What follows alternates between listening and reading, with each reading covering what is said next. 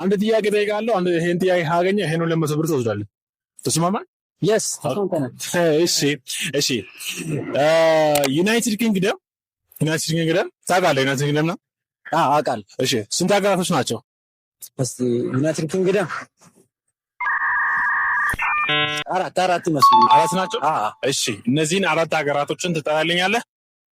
ካገኘ ይሄን 200 ብር ትወስዳለህ ማለት ነው። ስማቸው ሌላ ነገር የለም። አንደኛው ኢንግላንድ።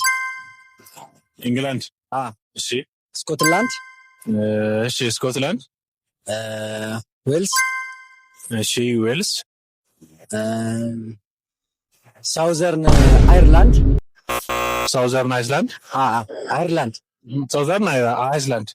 አይደለም።